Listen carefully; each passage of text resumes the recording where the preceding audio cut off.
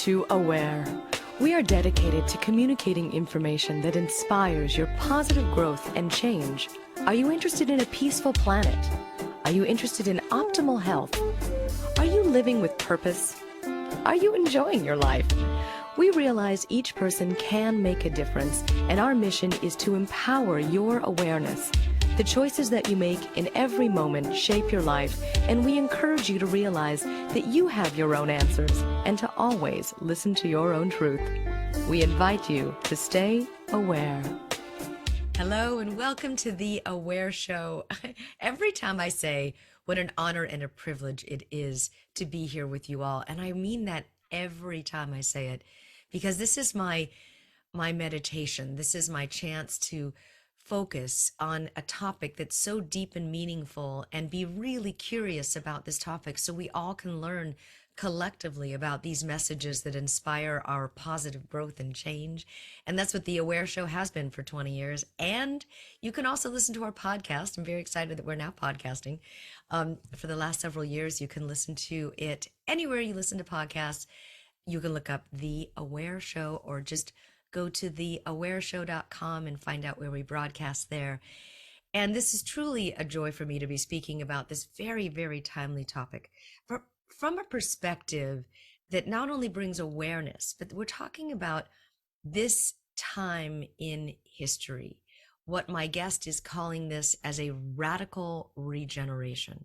You can't talk about a radical regeneration unless you talk about our planet and the people on it, and this time of extinction of so many animal species on our planet. And where are we going? Where are we really going? The evidence is so daunting ahead of us, but where is the hope beyond that? That's actually practical hope. And the good news is it lies within our hands. And I'm very, very grateful for my guest that is joining me today, Andrew Harvey. He has been such a pinnacle of information that brings about change, and his very honest approach to writing and to communicating has always woken people up. He has that ability to wake people up. He's an internationally renowned religious scholar, an author, a teacher. He's authored more than 30 books. We have a very seasoned author here, and he's the founder and the director of the Institute for Sacred Activism. Welcome, Andrew Harvey. It's such a joy to see you again. Well, it's my joy, and I'm so thrilled to be celebrating with you the birth of this new book that I wrote with Carolyn Baker, Radical Regeneration, because as we were chatting before we went on, I was a little scared of presenting this book that was the result of 5 years of very wild, focused work with Carolyn, because I felt, oh my God, I'm going to have to say some very strong things to get people to the place where they can experience the hope and the joy. But what has happened through the publication of this book is that I find that people are ready. There's been an astounding response to it, and I'm so happy to be with you to celebrate the vision that Yes, we've been guardians of. it is. And it is a time for this information. Now, when did you write? Well, I guess it's been a compilation of writing from 2016 to 2022, now 23. Oh, At what it's point, it's I'm curious if the pandemic made a significant shift in these writings over this period of time. well, I'd love to tell you just a little bit about the story about how this four-part mystical symphony was Yes. created. First of all, I wrote it with Carolyn Baker, and Carolyn Baker is nothing less, I believe, than our greatest living spiritual intellectual of collapse. She's someone who's faced very squarely and without any illusion the situation we're in, and has written in her own right amazing books like Sacred Demise and Navigating the Coming Chaos. And am a huge admirer of hers, and we became friends. And one day we were sitting around and laughing and carrying on, and Carolyn said, I am so fed up of being treated as a doom and gloomer. Look at me, I'm one of the happiest people I know. And look at you, you're one of the happiest people I know. And I said, well, why don't you and I just write a book about joy? So the first book we wrote was called Return to Joy and is a celebration of joy as the power that we need to connect with in any circumstances to find out who we really are and what we can be capable of when we're fueled by joy. Ah, And our delight in writing that book then led to three other books, which unfurled during the time of the disastrous psychopathic Trump presidency and the obvious explosion of the dark night that we're now in more and more terrible news about what was going on to animals, what was going on in the climate. And then everything crystallized in COVID because mm, both of us realized that the pandemic was far more than just a pandemic that closed down the world. It was a sign that Carly is seriously dancing. You could hear her dancing in the pandemic, and that another stage of this global dark night was now upon us. And that's the moment when we wrote the last of the books, Radical Regeneration. We I wrote them for ourselves alone. We didn't want any publisher to interfere with anything because at the moment publishers are pretty scared of giving people the real stuff. They want everything, with lemonade and popcorn. And we were sugar just, coated, as yes. elders, we decided, no, no, no, we'll just tell the truth and let the truth fall where it may.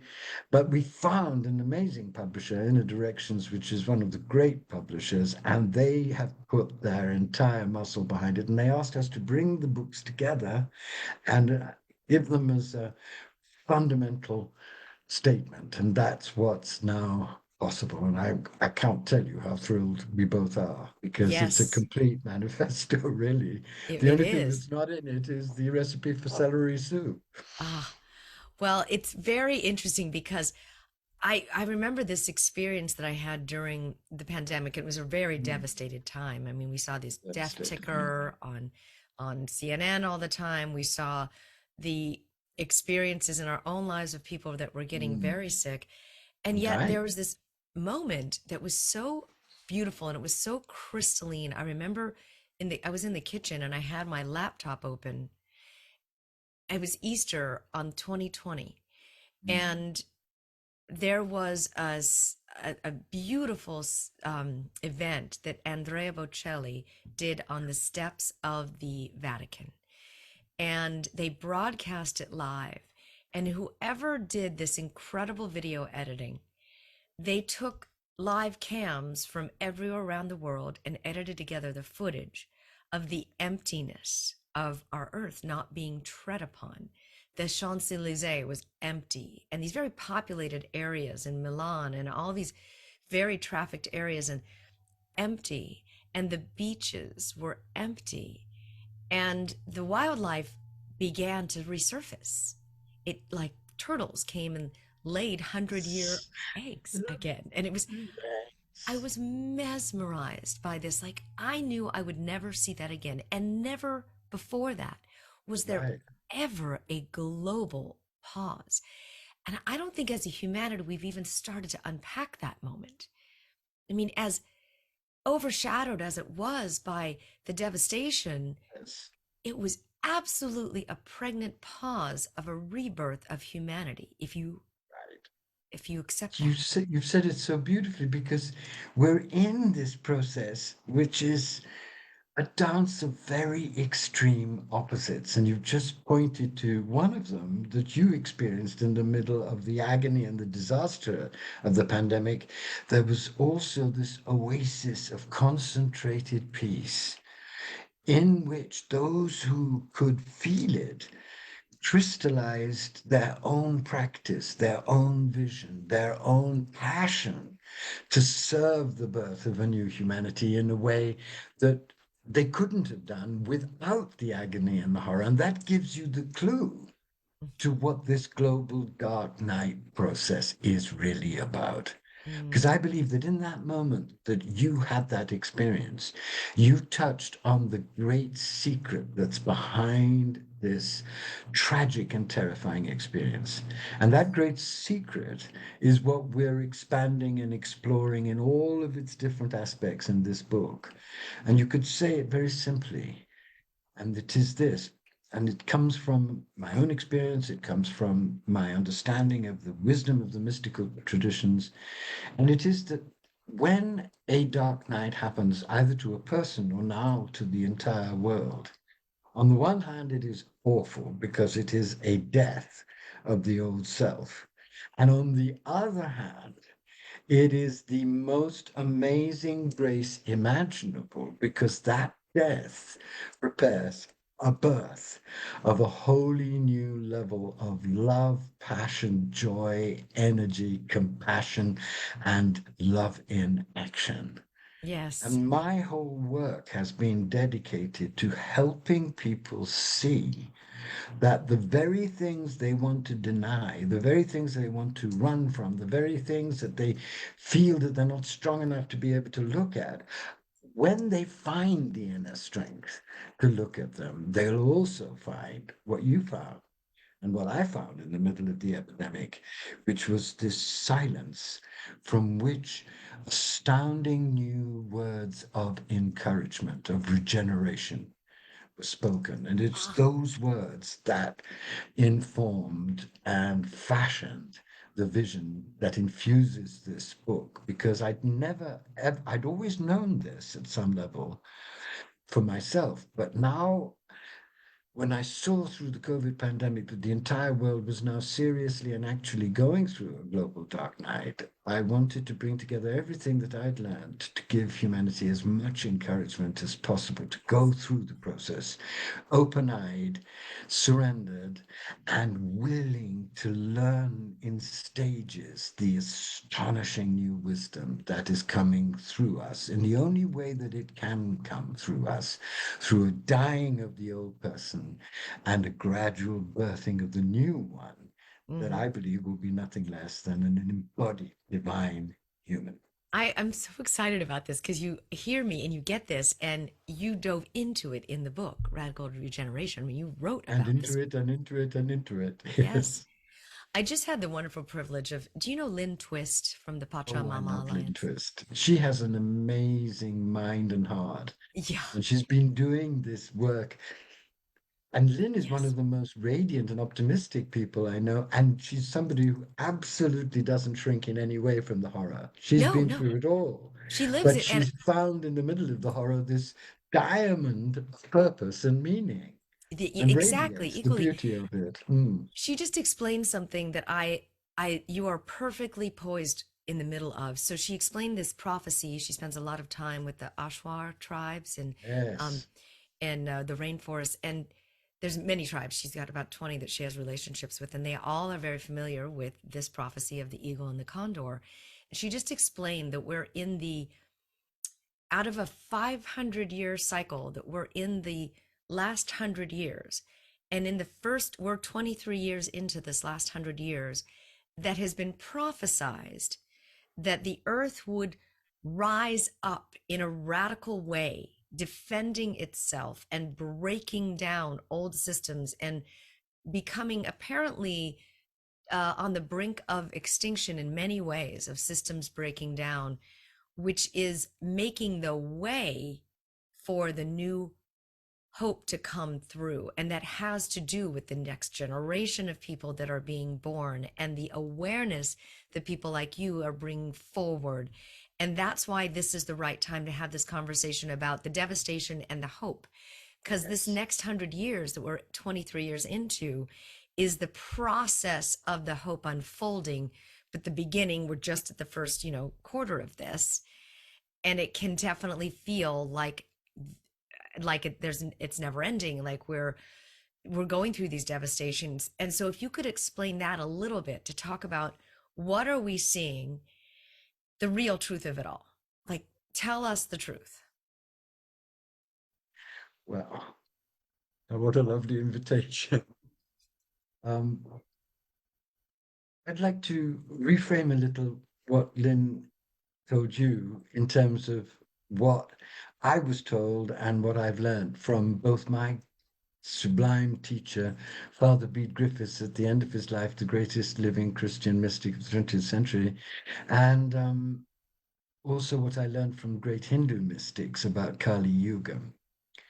At the end of Great. his life, he told me that humanity is in the hour of God. And I asked him, what do you mean by the hour of God? And he said, well, there are three possibilities in front of us. The first possibility is that this was in 91. The first possibility is that we're going to wake up to the enormous cost of our hubris and vanity and power and lust for domination and all the rest of it, and tragic separation from reality. And we're going to fall on our knees, beg for transformation, and be transformed. And then he laughed. He said, that's highly unlikely. It doesn't work like that. The second possibility is that we will continue in our mad addiction to narcissism in action and destroy the planet and take a great deal of nature with us. And he said there are many days when that seems inevitable because we're waking up so slowly. And then he smiled, and I wish I could share that radiant smile because that smile is the truth of the situation. He said, that's not what I think is going to happen. He said, I went through a tragic dark night about 2 years ago in which I nearly died, and I found myself on the brink of death. And instead of dying, what happened is that my whole being was flooded with ecstatic love in a way that I'd never experienced before. And I knew it was the mother flooding me with this love power. And I cried out, and I'm very British, he said, so I don't usually cry out. And I cried out, I am being possessed by love. And he said, ever since that experience, my whole understanding of everything has changed. I now feel that I'm one with everything, seeing everything uniquely as it is, but as amazingly interconnected through love's interconnecting power with everything else. Unified realization. And he turned to me and he said, this is what is going to happen to humanity, my darling. He said, the whole of humanity is going to go through a global dark night. It's going to be dreadful. It's going to look like the end, but it will not be the end. Because, he said, it is designed to destroy all the illusions and fantasies of separation that have fueled this massive orgy of power and humble us enough to align us with the grace of the divine and the truth of our essential divine nature. And then he said something really extraordinary, which is what Lynn is saying in a different schema, but they're all saying it. All the different religions who know this are saying it in terms of their own amazing understanding. He said, look, the second coming is not going to be Jesus returning as some Star Wars avatar. Jesus has already done his job. The second coming is going to be the rising of the golden yeast of embodied, passionate love consciousness in millions of human beings through the experience of this savage dark night. It's going to press out that consciousness, birth it in millions of beings, and that will bring humanity not to extinction, but to the birth of a new embodied divine consciousness that will enable humanity to be conscious, joyful, humble, wildly creative, unified co-creators of a wholly new way of being and doing everything. That is great news. That is fantastic news, is it's coming from so many different sources. Well, there's another source because in 1908, I'm not that old, 2008, I was in Benares, and Benares is Varanasi, it's the sacred city of India. It's my favorite place on the earth. It's the craziest place on earth and the sanest place on earth all at the same time. And whenever I get overwhelmed, I try and go back there, and I live in an old crumbling hotel for a couple of weeks. I get my bearings. And this time I was lucky enough through some very wonderful friends I have there to meet an old woman who was considered, she's left now, but she was considered the guardian of the Kali understanding of our time. So I go to this little quiet white room where this 90-year-old woman of infinite gentleness and beauty was sitting in meditation in white. And she said, "Oh, you've come." So I said, "Yes." And she said, "I know what you're going to ask me. You're going to ask me what is the meaning of this world crisis." And I said, "Yes, I'm going to ask you that." And she said, "Well, there are two versions of Kali Yuga, this last age in which we're now in. In the first version, which is the more conventional version, Kali dances and everything is destroyed. And that could well happen," she said. "So the worst of times is secretly the best of times because it's the birthing ground of a wholly new humanity." Aha. And the ways in which Bede's transmission from the heart of his knowledge and her transmission from the heart of her knowledge met what I had actually also seen in a vision in India when I'd been taken through the death of the planet, potential death of the planet. Was horrifying. And then shown that it didn't lead to extinction, but led to the irradiation of the whole of reality by a golden light that was the birth of a new human being. All of those three kinds of awareness came together and birthed the vision of radical regeneration that permeates this book. So I That is fascinating. So we've just confirmed Lynn Twist and this incredible guru that you sat with, and the prophecy also from the Christian mystic, and your own personal experience, coming at through least. all the major traditions, all of Oh, the Dalai Lama has his own version of this that comes through the Tantric Buddhist. They all know that there's going to be a period of unspeakable difficulty, which is still the to come, by necessary the way. birthing ground of an. I'm sorry? Is it still to come? It's still to come. No, the difficulty is right here. The birth is to come, yes. But it's happening right now.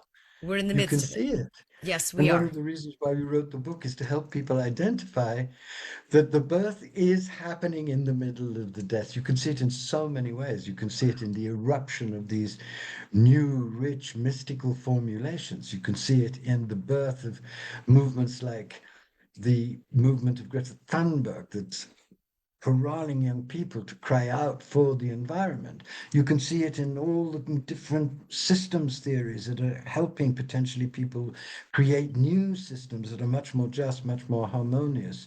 You can see it in the courage of African American women standing up against racism and for democracy.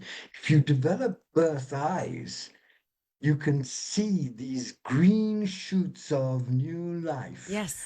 appearing everywhere in the middle and through the experience of this terrible death. Like It's that astounding. is beautiful. It's like the devastation of a fire, a forest fire, Yeah, to see the little green shards of grass coming up through the ash. And I witnessed it outside of our this is house. why It's, we put on our cover. You see the love, the green coming yes, out, with the these green soil. shoots. Yes, They're yes, very young, they're yes. fragile, but they're there. And part of the responsibility for everybody listening and everybody who I hope will come to this book is that once you realize that this great dance of opposites is going on, once you understand that this dark night is the birthing ground of a new humanity, then we're all challenged and tenderly invited to become birthers ourselves and to develop birth eyes Yeah, I so love that that we term. I love the challenge the term heaven birth and eye. hell out of the new forms of birth that are arising. Okay, so let's talk about some of the things that don't appear they're going to have a birth to them, such as the extinction of species and the cruelty to animals, and our rights, women's rights being taken away with Roe v. Wade, and various levels of climate extinction and melting of the ice caps. I mean, how do you look at that with birth eyes, Andrew? We still have a narrow window open. We can't reverse the terrible things that are now inevitable. But we could if we rose up in a non-violent global movement of sacred activism, just as Greta is proposing. we could restructure our system so that the very worst impacts that would ensure our destruction don't happen. We have 7 or 8 years in which to make this great systemic change. Will we? I don't know. But could we? Certainly. Mm. Roe v. Wade, it's tragic and terrible, but it wakes the whole of America up to the dark agenda of the MAGA right and to the potentially devastating consequences of that agenda. So liberals who were sleeping and thinking that everybody was fundamentally sweet and good have realized no, there is a whole proportion of people who have been ensorcelled by dark power and who are willing to put through a terrible agenda. And that is leading to a massive uprising of women doing absolutely extraordinary, very ingenious things to counter the madness of Roe v. Wade. And in the end, that could lead to the restoration of Roe v. Wade and for the protection of women through law and for the honoring of the feminine in a way that it has never been honored. So the very devastation could create a movement which, when it comes together, could not only make Roe v. Wade law, but go much further and make sure that the feminine is honored in a way that it has never been honored, because that's the only way in which True, women's rights true. could ever Okay, so I be. have a question. I have a question. We have seen this level of activism before. I mean, look at Aaron Brockovich, who so bravely in Yes, 93, right. 1993, went up against the giant of the Pacific Gas and Electric Company and won, but not to her, without threats on her life. I just found out she's a neighbor. Um, what about if, you see somebody who's been on the, this, I mean, Martin Luther King, 100 years after Lincoln's Emancipation Proclamation, we have another steps, an incredible, congregation on the steps, and it still didn't make a difference. So until It has made a difference. It now, hasn't made until enough more of a recently, it difference. has. And we now have, it can't be up to the Martin Luther Kings and the Erin Brockoviches, the great heroes. We all have to find the hero within ourselves. We can't just look to others to do the work. This crisis has got so extreme because its secret purpose is to wake up millions of us, because it's only through millions of us waking up and becoming what I call sacred activists that these tremendous advances that have been suggested and partially achieved can now be founded on grounded, deep, rich levels of truth. Yes. That's the challenge. No one knows whether that is possible. Everyone who's awake knows that it's the only way through. I have these incredible experiences of interviewing beautiful people like you, and I was just speaking with Lisa Nichols last night, and she said this beautiful thing about, did Martin Luther King or even Nelson Mandela, as he was sitting imprisoned, he wrote a book about freedom because he believed or dreamed it without any evidence of his existence, none whatsoever. Martin That's Luther not King. true, actually. You see, darling, I don't think that's true. And the reason why I'm saying that is not to contradict you, No, is please say because you're the I scholar. think You're the scholar. I'm no, just the no, I'm interviewer. not a scholar. No, no, I'm not speaking as a scholar. I'm speaking as somebody who really loves Mandela. I think he knew that freedom was possible because even in his prison cell, he was living it because he Mm. was living free from hatred. He was, remember that wonderful story? He asked, I think it was 10 years in the middle of his imprisonment. So he goes to the head honcho and says, do you mind if we have a vegetable garden? Because food is pretty dreadful. So, and guy says, okay, okay. So they make a vegetable garden and the vegetables come up. The first thing that Mandela and his buddies do is to offer the first vegetables to the guards. And that establishes an astounding new bond between the guards and him. So my point is, he knows freedom is possible because he's freed himself in Ah, his cell from hatred, rage, revenge. And the story ends with when he becomes president, who does he have as his bodyguards but his old guards? And yes. they're so thrilled to be his bodyguards because they know what an amazing human being he is. And their That, lives have been transformed by thank you him. for sharing that because it's a perfect example of what It we're going is. through now. He was the blade. Right. Yes, thank you for that. Yes, that makes so much sense. This is such an inspiring conversation, although there's so much we're in the midst of. I love that we're still within a window of opportunity and the voices Well, need to get it's the louder. conversation. We're having this conversation because what Mandela did in his prison cell is what all of us are now invited to do, which is to live the laws of the birth in the middle of the death, come what may.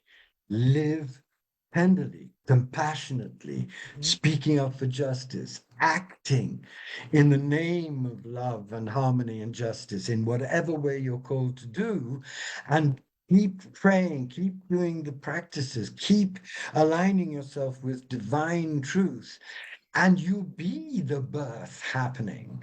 I've, We're I, not just sitting around saying, can the birth happen? right, We're right. being challenged to be the birth happening. Can we talk about this? I'd love your perspective on these shootings, these mass shootings, individual shootings that have been happening, double the amount of days that there are even in this year at this point 40 in January, in the first 20 72 days. people slaughtered. Yeah. hmm I just don't understand. I know that every time there's another shooting, there's another politician saying, "Can we end um, the why am I Gun forgetting? lobby's domination of everything and assault weapons and Assault right. weapons." Thank you. Yes, and there's that opposition all the time. But what is your opinion on this? How can we be the Mandela in this? Well, let's look at that situation. It's obvious now that what will be required is millions of people going to the streets and demanding that guns are taken away from people and that this idiotic addiction to guns that absolutely disfigures the whole of American history ends. It's going to take that. Politicians are totally incapable of getting out of the corrupt clutches of the gun lobby. We'll just have people praying and saying how dreadful it is. Nothing will be done until the secret meaning of the crisis is revealed, which will be when millions of people go onto the streets and say, we've had it. We've had it with this ridiculous amendment which was made years ago. It's got to go. We've got to ban guns. We've got to ban assault rifles. And we have to get over this fascination with violence. And we're going to do it right now. It's going to have to take that. Hmm. So, how do we live in harmony and peace and radical commitment to non-violent radical action? That's the question. Because you're not the opposition of this argument is the guns protect us and they protect our families and they protect people and there is We for wouldn't everything need now. protection if that addiction to violence wasn't celebrated in every aspect of our culture. Mm, mm-hmm, mm. So we have to try and end that addiction to violence in ourselves. We have to realize that individual work is not going to be enough. We have to come together and we have to be brave enough to risk derision and sometimes even violence and take to the streets together and say, this is ending now. And until we do, it will continue and it will get worse and worse and worse because the secret meaning of it being allowed to get worse and worse and worse is to galvanize that vast response finally from the heart of the American people to stand up in its better angels and say, it's over. I We've believe had it. that is what I believe has happened with the Black Lives Matter movement is it was the final straw to tip over every single industry's awareness. We're not there yet, but the no. awareness, the music industry, the human rights activism, and yes, violence ensued because of the angst and the anger around the issue of Right. hundreds of years of oppression, and But that it wasn't just anguish. What was wonderful about Black Lives Matter, and is a clue, I think, to all of these movements, is that they're really made of two different kinds of forces coming together. On the one hand, absolute agony, anguish, outrage, totally justified in face of the unspeakable cruelty and injustice of what's happening. And on the other hand, and this is where spiritual teachers are so important, and the example of Gandhi and Martin Luther King and the Dalai Lama and others is so important. On the other hand, a deep sacred vision of what could be possible. Black Lives Matter wasn't just simply born out of outrage, it's also born out of longing, deep sacred longing for unity, for compassion, for justice, for for equality, harmony. yes, Yeah, yes, for yes. equality and for finally healing this tragic wound of racism in both Black people and white people. And there are Black people and white people who came together because they longed to be healed. So the passion of outrage and the longing for healing, when they come together, they form a sacred activist, non-violent movement of justice, which can, in very difficult circumstances, miraculously transform those circumstances. That's the great hope. Yes, that's what we're moving towards. The awareness of moving towards that is now becoming an actionable item. It's not just Yes. awareness. It's not It's just not awareness. Hope talk on isn't the a steps noun, it's and a go back. verb. You have to be hope. You actually have to be in action about it Right. in every industry. In And everything. Yes. speaking of industries, I heard a statistic that the level of change in technology that we have seen over the last decade, we will see equal to that in this year, which Very means we are going scary. to Yeah. see massive accelerated change technologically happen. And I think there is a benefit of this new technology movement in what you're speaking with radical regeneration, because we're going to need an accelerated pace to simply make these changes that you're talking about in Well, radical I think regeneration. I wish I could agree wholeheartedly with you. I think the evidence is that every great advance in technology has been a very complicated thing for us. The advance in nuclear technology led to the cultivation of nuclear weapons.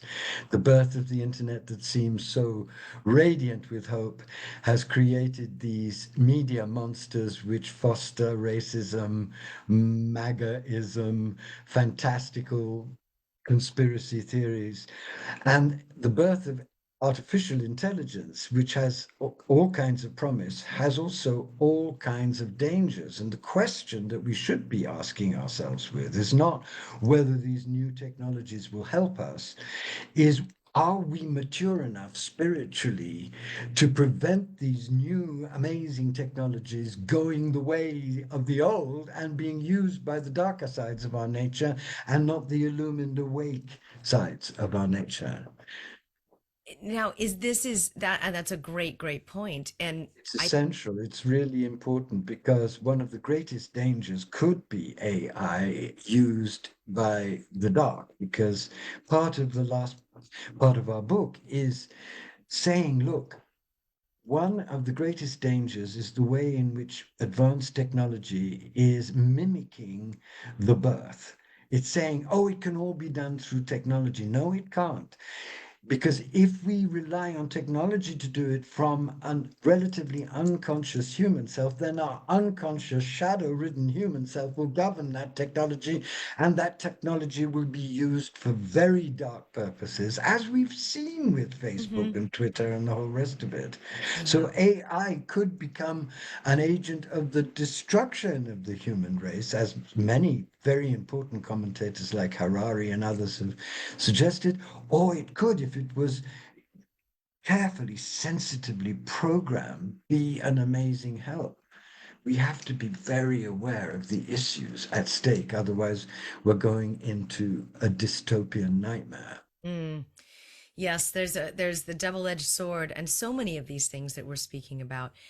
I'm curious about in your book, you talk Well, about, it's a double-edged sword because everything depends upon the state of our consciousness. Everything. So how you wield the sword is what determines whether the sword is for good or for evil. well, yes, that can be, yes. I always love the word. In every single aspect of human life, it is like that. Mm-hmm, And mm-hmm, until the human race understands that the fundamental necessity is an inner transformation of the deepest kind at this moment, mm-hmm. all the actions that it does, however nobly intentioned, will actually make the problem worse. That's one of the great teachings of the Dark Knight. In the Dark Knight, you learn when you're going through it personally that everything you think of to get you out of the Dark Knight actually only gets you deeper into the Dark Knight because it's a thought that comes from the very consciousness that the Dark Knight is designed to destroy and transform. Mm, So in our Dark Knight, you're having all kinds of well-intentioned theories thrown out. Oh, we're going to be saved by technology. Oh, we're going to be saved by the Democrats. Oh, we're going to be saved by X, Y, and Z. None of it will work if we're not transformed and using all of these new possibilities from a wholly different level of profound sacred intelligence. But we that can do that. Yes. So what you're saying is if you continue to recycle the conversation about the gun violence and recycle the conversation about the devastation of the climate, that's coming from the very same space that created it. Right. That's what you're saying. And to have a Yes. different conversation around the hope and the birthing of this sacred activism is how you Right. change the consciousness of the conversation in order to move into the possibilities of the change.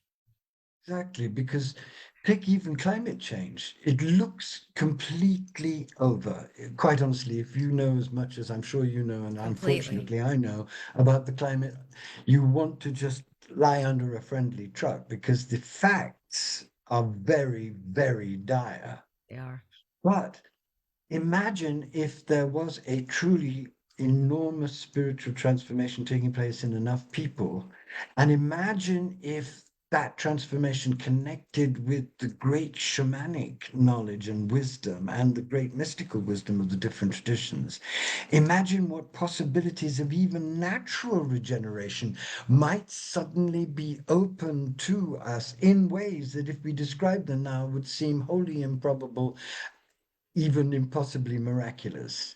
Mhm. There are things the Aboriginals know about nature. There are things the Hopis know about nature. The Kogis know about nature. The mystics who, like Jesus, who could walk on water, know about nature. That we might know about nature if we went through the inner transformation. And at that moment, nature might yield those secrets to us to enable us to become agents of amazing healing. That is possible. It's not a pipe dream. We've seen it enacted in different cultures and in different ages. But what it means is that we have to go through a massive inner transformation and then put what we learn from that inner transformation and what we're guided to understand from the divine into wise, concerted, radical, urgent action. That's what's at stake. Where Do you hear have what you, I'm saying? Does that make any sense to yes, you? yes, yeah, I'm just curious, where have you seen that get close to devastation and regenerate itself? Can you give us some examples? I think, I think when you think of what happened at Findhorn, for example, in the early part of Findhorn, when Eileen Caddy discovered that there were these little creatures, these little nature sprites, that if you could enchant them and revere them and speak to them and commune with them, would help you grow massive, massive tomatoes and keep fields fertile. And for several years, totally miraculous things happened at Findhorn. Huh. And a relatively unfertile place, which had possibilities of growth, was turned into this miraculous garden. Imagine if that kind of knowledge was available on a massive scale to people who were willing to go through whatever processes they needed to go through to be able to incarnate that. So something like that, something to that nature of the little belief, or not little, but the belief systems that are embodied by a small group that then produce these miraculous results, then get adopted Right. by larger groups, and so on and so on. And that's Yes, how it can start. it can start. Great example. Thank you. There Thank are you. many of them, but that's the most powerful that I can Beautiful. point No, to beautiful. at That's this exactly moment. what I was looking for. Right. But okay, so look at something like the pandemic, and you went through this. What do you see that symbolizes or can catalyze in our world with a virus that has, wiped out so many people and caused this global pause? Let me point the question back to you. What do you see? Because I'd love to know what you feel, and then I'll dance with you. I believe it's what I just said at the end. It caused this global pause that allowed us all to stop. Never before has that happened. And that I think the that's a wonderful transformations that part. happen. I think that's a helpful response. But I think that I've worked with a lot of the major people involved in COVID because one of my greatest friends is a leading epidemiologist, and I've spoken to him at great length. And he says, look, what COVID is telling us is that we cannot anymore play games with nature because COVID is almost certainly caused by a disruption of the natural patterns and of certain animals who get infected and infect each other and then are eaten. It probably comes from the meat factory in China. It- Mm. so COVID is a result of us playing mad games with nature, and nature rebels against the cruelty of those games by creating viruses which then destroy us. So you have to go to the root of the cause and then change fundamentally the behavior.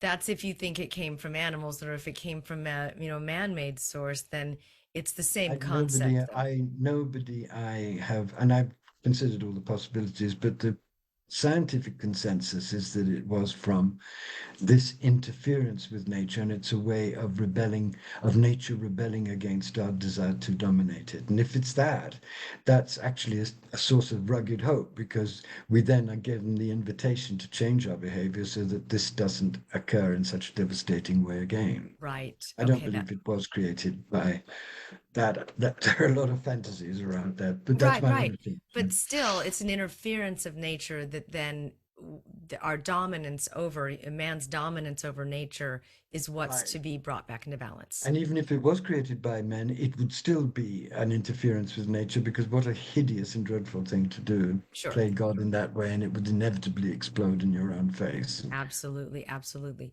In the book, you talk about something that I'm curious about is the Witico virus. Wit Wetiko virus, Witico yes. virus. What is that?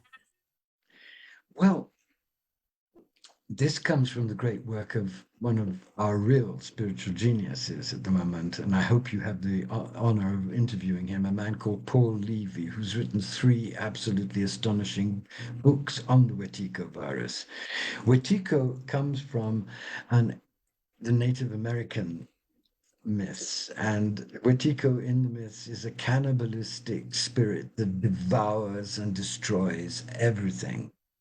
Mm, And Paul Levy, who's been through a very extreme dark night himself to be birthed on the other end, and who's a practicing Tibetan Buddhist and also an expert in quantum physics and also a Jungian analyst and analysand who's been through a very deep Jungian experience, has come to the conclusion that the mind virus that is attacking us, the kind of inner COVID that is destroying us, is that we've been possessed by what he calls this Wetiko spirit, the spirit of dissociated, cruel, harsh, narcissistic addiction power that gives us permission to destroy everything so that we can try and fill up totally unsuccessfully the empty spaces of our shattered hearts. And it is the most brilliant description of the force of darkness that has taken over so many people that I have ever read, and many of us have ever read. I think it's the most significant contribution to spiritual psychology made since Jung. So I beg you to read in detail what he has described. We put a lot of his work into our work because we admire it so much, and it gives a very deep underpinning to the kind of work that I think we're all challenged to do. Because if you look at yourself and if you look at what's happening, you realize how much this mind virus might have taken you over and made you unconsciously addicted to power and narcissistic and anxious to dominate and anxious to get whatever you can, to think of life as something you have constantly to feed on rather than to give to, and to work on those shadows of Vertigo in yourself so that you can recognize them in others and help others get over them through real divine experience of that inner abundance which ends that crazy greed. Mm, that is a deep body of work. I'm very interested in diving into that. And It's the it most causes a lot of, magnificent description of how darkness works, I think, that we have at the moment. And I urge everyone listening to plunge into Paul Levy's work. He's about to bring out a third volume, but the first two are monumental works and indispensable, I think, to understanding at the deepest level what's happening. But again, yes, Paul makes it very clear. This is what's so wonderful about his work. He says, yes, it's deadly. Yes, it's terrible. Yes, it's infected everything. Yes, we're all contaminated by it. But don't despair, because making the dark conscious gives you a very sober, strong wisdom about how the dark operates. And if you combine that consciousness with deep inner mystical work, you come to understand that you have the power within you not only to eliminate that virus in you, but to combat that virus peacefully, radiantly through joy and compassion in action. thus one of the parts of the book is broken down into that return to joy. And Yes. that's ultimately, that's very well said, that yes, we all have somehow been infected by that virus. And what's the other side of that look like? And how do we inoculate ourselves against that? Hmm. Then you see that the virus itself, although horrific, is actually our secret friend because it's making us aware in a way that we've never been aware of the lethal nature of our own shadow. Mm. Rudolf Steiner, who was another person, we talk about Lin and the Kali Yuga mystics and Bede, but there was another great mystic of the 20th century, Rudolf Steiner, who forecast this time and said that the point of this time, the crucial point of this time, was the revelation of evil. I think we've all been Wow. fantastically blind to the power of the dark. You have Oh, the New Age, which denies that the dark exists, which makes the New Age totally ridiculous. no, it was actually And you have, glorified by the media of all of the right, crazy antics that were going on. It was over reported on. Hmm. what? Oh, just during the time of darkness and all of the craziness that was happening within the government and everything that's been happening has been almost glorified. It's not over. I don't think it's been over. Sorry, darling. I don't feel it's over reported. I feel it's essential that we all realize just how corrupt our I media think is, our glorified was government the is. word I meant to say, not over, but Glorified, yes, that would be glorified. dangerous. But Do I you know what I think to mean? have it reported gives us access to crucial information which has to sober us about the capacity for darkness that we all have. Hmm. And what all of this is revealing is the depth of the power of the dark within us to destroy us and the world.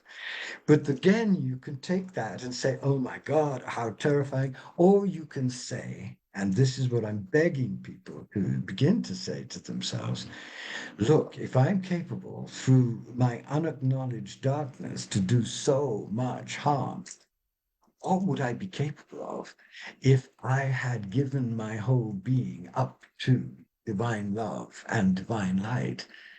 So the very extent of the power of darkness shows us that if we have that power to destroy, we must also have an absolutely unimaginably glorious and potent power to create. To And create my and book restore, and restore our and book create. is an invitation for human beings to discover.